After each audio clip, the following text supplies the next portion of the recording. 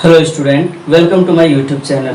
आज के इस वीडियो सेशन में हम लोग सीखेंगे क्लास 9th और 10th यूपी बोर्ड का इंग्लिश ग्रामर लेसन फर्स्ट में है reordering the words to make meaningful sentence.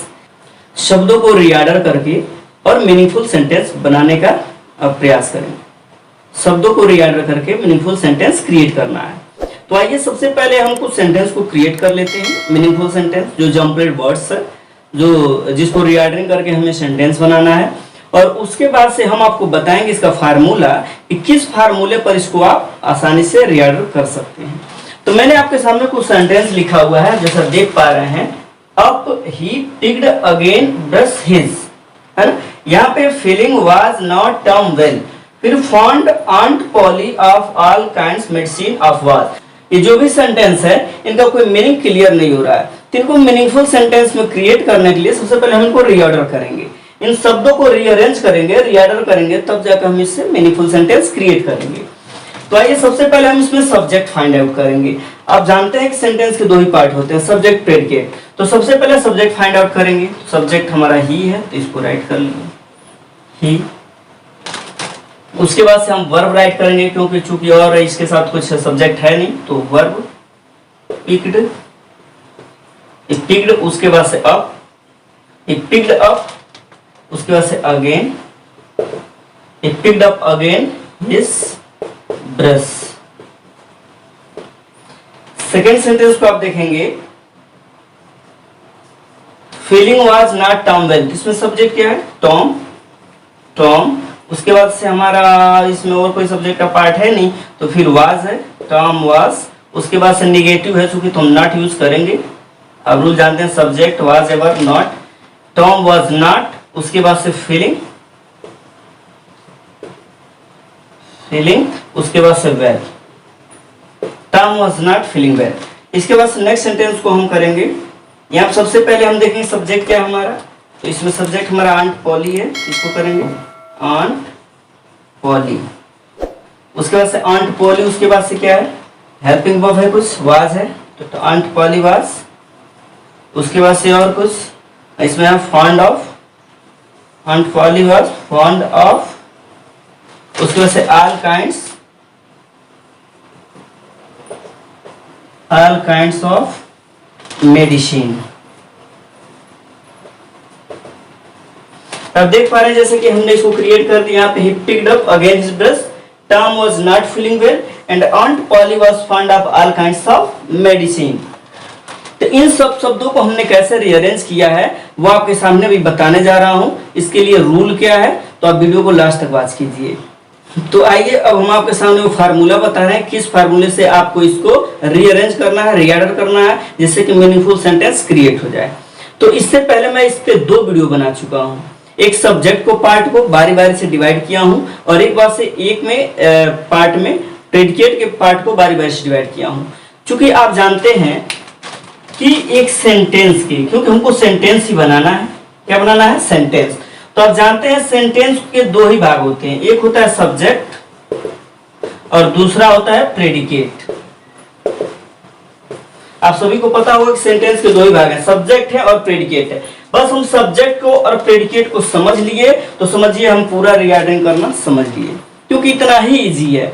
यदि आप इसको नहीं समझ पाएंगे तो फिर आप कितना हो हल्का अगर सेंटेंस दिया जाए तो आप उसको नहीं कर पाएंगे सॉल्व, है ना। तो सबसे पहले आपको सेंटेंस के सब्जेक्ट को और प्रेडिकेट को समझना जरूरी है। तो सब्जेक्ट जो हमारा होता है ये या तो नाउन होता है, नहीं तो प्रोनाउन होता है। और सब्जेक्ट के बाद जब भी हम प्रेडिकेट वाले भाग में इंटर करते हैं, तो सबसे पहले वर्ब आती है। वो हेल्पिंग वर्ब हो सकती है, वो मेन वर्ब हो सकती है। जैसे देखिए, सब्जेक्ट सिंगल वर्ड का भी हो सकता है और सब्जेक्ट एक से अधिक वर्ड का भी हो सकता है। जैसे मान लीजिए यदि हम कहें सीता विप्स, तो आप इसमें देख पा रहे हैं कि हमारा सब्जेक्ट भी सिंगुलर है, हमारा सब्जेक्ट भी सिंगल वर्ड है और प्रेडिकेट भी सिंगल वर्ड है कि नहीं है? सीता विप्स, सीता रोती है। लेकिन सब्जेक्ट हमारा एक से अधिक वर्ड का भी हो सकता है, जैसे दी गर्ल इज वाइज।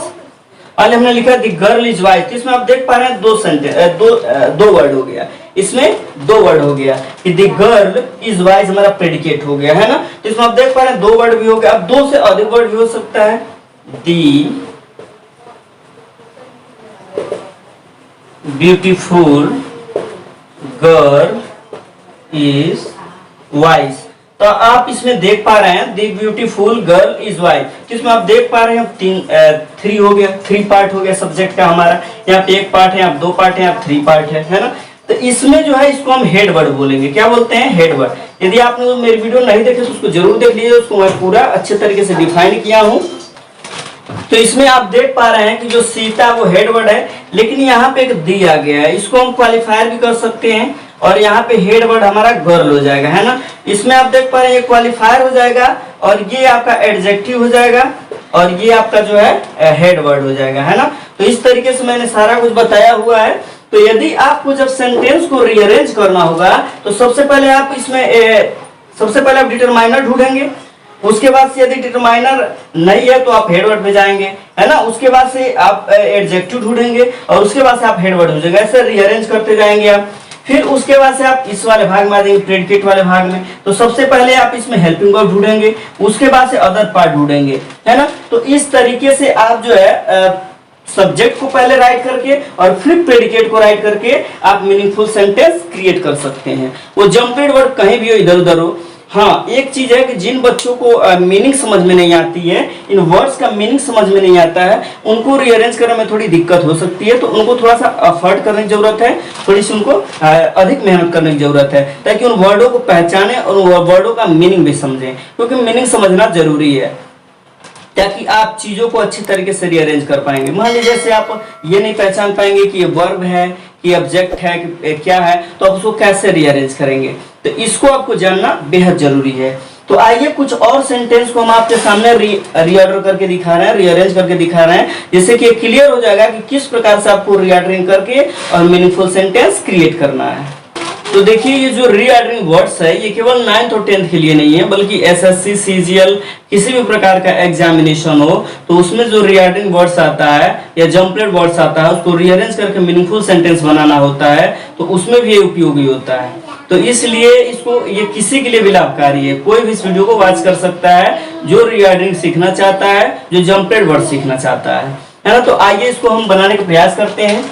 जैसे देखिए एक सेंटेंस दिया हुआ है, this in sell they fruit shop है ना। सबसे पहले हम सब्जेक्ट फाइंड आउट करेंगे। दिस है नहीं, है नहीं, सेल है नहीं, दे है, दे इसका सब्जेक्ट जो है दे है ना, दे। उसके बाद से दे, उसके बाद से हम और कुछ देखेंगे इसमें, और कुछ है नहीं तो वर्ब होगी, दे सेल फ्रूट्स। उसके बाद से in this shop, they sell fruits in this shop। इसके से 5 for days medicine this take regularly, तो इसका हो जाएगा take this medicine regularly for 5 days। तो देख पा रहे हैं take this medicine regularly for 5 days। उसके बाद से नेक्स्ट सेंटेंस पे जाएंगे, माई टाट स्विमिंग मी फादर, तो इसका हो जाएगा माई फादर सब्जेक्ट हो गया, माई फादर फिर टाट। उसके बाद से ऑब्जेक्ट लिखेंगे। सबसे पहले इनडायरेक्ट ऑब्जेक्ट आता है, आपको पता होना चाहिए। उसके बाद से स्विमिंग देखिए, माई फादर टाट मी स्विमिंग। फिर नेक्स्ट आप देखेंगे children playing are said in the tree, तो आप इसका बनाएंगे children are playing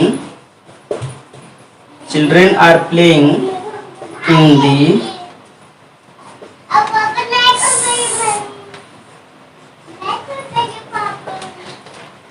children are playing in the shade of a tree. तो इस प्रकार से आप देख पा रहे हैं, सबसे पहले हम सब्जेक्ट को फाइंड आउट करेंगे और उसके बाद से प्रेडिकेट को रखेंगे है ना। तो हमारा सेंटेंस जो है वो क्लियर हो जाएगा। तो हम उम्मीद करते हैं वीडियो आपको पसंद आई होगी। और हाँ, आप वो यदि टेबल को समझ लेते हैं, जो सब्जेक्ट के पार्ट हैं, जो प्रेडिकेट के पार्ट हैं, तो आप भी इतने आसानी से इसको रीऑर्डर कर सकते हैं, रीअरेंज कर सकते हैं। तो मैं आपसे रिक्वेस्ट करूंगा कि उस वीडियो को आप जरूर देखिए। यदि इस वीडियो में आपको कोई चीज़ समझ में नहीं आती है, कोई भी सेंटेंस हो, तो आप कमेंट सेक्शन में जरूर लिखिए कि सर हमें ये समझ में नहीं आ रहा है, आप इसको बताइए, और फिर दोबारा हम आपको बताने का प्रयास करेंगे। Thank you, thanks for watching.